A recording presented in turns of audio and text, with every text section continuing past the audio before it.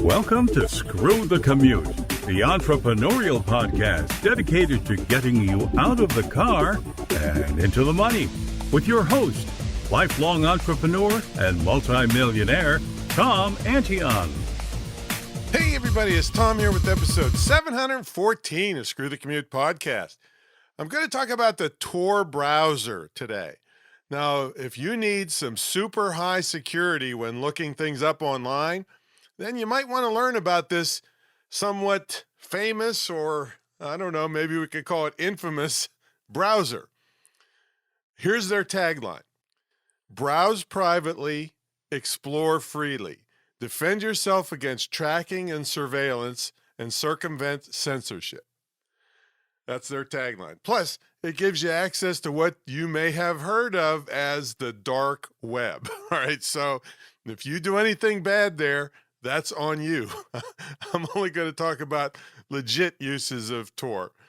I used it a lot when going after the bad guys in my consumer advocate role on scambrigade.com, if you want to see the trailer of that TV show in development.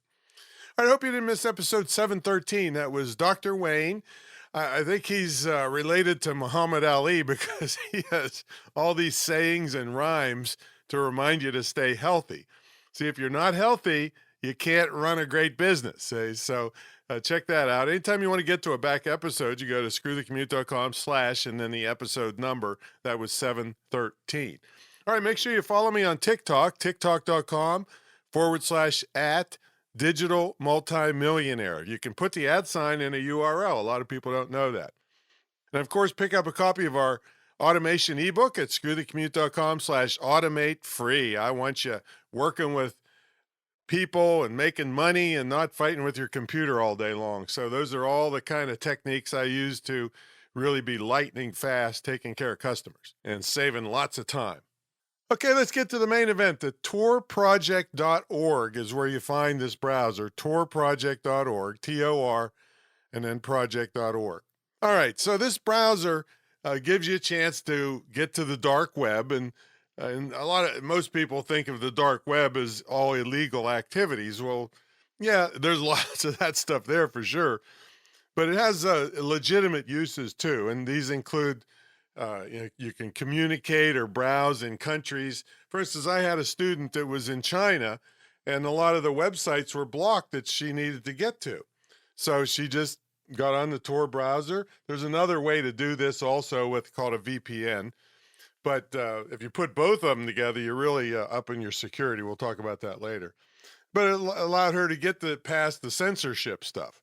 All right, so I'm just going to give you kind of an overview of the kind of things that the Tor browser will do for you. It blocks people from tracking you, and ads can't follow you around. And whenever you leave a site, it automatically clears all the cookies. See, so it gets rid of your browsing history. It's very difficult to surveil you. See, nobody can see your connection and can't see what websites that you visit. They can't, get all your browsing habits. It resists a thing they call fingerprinting. So it makes everybody there look the same, all the people using Tor. So it makes it difficult for them to pick you out and see what you were doing. And they've got multi-layered encryption. So what that is, and I'll be getting this a little bit more later, but that run anything you're doing through all kinds of different servers, so that nobody knows what's going on, how to find you, and each server doesn't know where it came from, or where it's going, all that stuff. So with you can pretty much browse freely, because maybe you're on a network that blocks certain sites, and so you can bypass that with this. Now, I was a little concerned. I've known about this and used it for years, but I only do good, try to do good stuff. So I'm not really worried about, I'm not trying to do bad stuff. So their about section, I'm going to read from their about section. It says, "We believe everyone should be able to explore the internet with privacy. We are the Tor Project, a 501c3 U.S. nonprofit. We advance human rights and defend your privacy online through free software and open networks." 501c3 U.S. nonprofit. That means that they are tied at the hip with the government. That bothers me a little bit, even though I'm highly happy that this thing exists and I use it, but that does worry me. And then another thing that worries me, they have a huge team of people that they list right on the site. And this worries me not only just because it's a nonprofit tied to the government, but you got so many people, somebody might be bribable. I don't know what they could possibly do from the inside to help surveil you. This is unlike that group Anonymous, who pretty much stays anonymous. All right. Now, I'm not saying anonymous is good or bad, but I will tell you, I'd much rather have them on my side if something went down for me or my company than against me. I'll tell you that, because these people are high-level computer people, that and all hidden. You can't find them, so they can do about whatever they want. Thankfully, they're doing mostly good stuff that I know of, and they're doing all kinds of stuff that I probably don't know of. Most people don't know of. All right, so the caveat here is that you are not totally secure. You're just way more private than your normal browsing activities. Now, if you want to up your level of security even higher, you combine a VPN. That's called a virtual private network with Tor.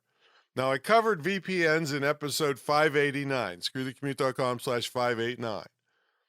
Now, we're not talking hardly any money here. I mean, just a little bit. Tor is free, and a quality VPN is just a tiny amount of money per month.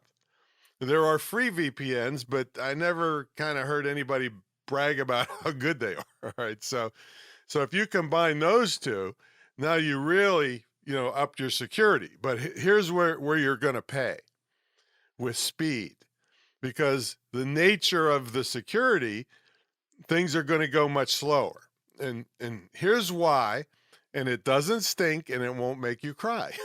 Right? It's called the Onion Protocol. So how does this work? Well, onion routing, it's like layers of an onion. That's kind of was what it was developed on.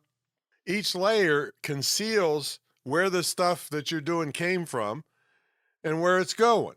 And I know these people that work for Tor and most people that are real technical would would puke at my definition. All right. But that's not critical to us as business people to know the details of the tech behind it. But anyway, it's designed so people can't follow you around and they can't monitor what you're doing. See, there's a bunch of servers all over the world, and they're usually run by volunteers.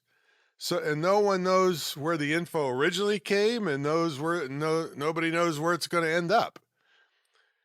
And to take this a step further, they've developed garlic routing. I haven't delved into garlic routing, although it does keep away vampires. But that's kind of like onion routing on steroids, in that they put multiple messages together. So it makes it really hard to do any kind of traffic analysis, because there's all kinds of people lumped together and going all which way. And so it's ups it again. So this is enough to get you started on your quest for privacy. And remember, if you do something bad or try to buy something bad off the dark web, that's on you. All right. I only use Tor for legit purposes, and you're on your own if you deviate from that. All right. So there's loads of information online about this that you can dig really, really deep if this interests you. But I've been using it for years without any trouble. And you might wonder, how do I know about this? Well, I mean, when you work this internet day and night for 29 years, you learn all the stuff that some of it you wish you didn't know. So anyway, but if you like help with this and the million other things to be successful online, check out my mentor program at greatinternetmarketingtraining.com. It's the longest running, most unique, most successful ever in the field of internet and digital marketing. So check it out at greatinternetmarketingtraining.com. All right, we'll catch you on the next episode. See you later.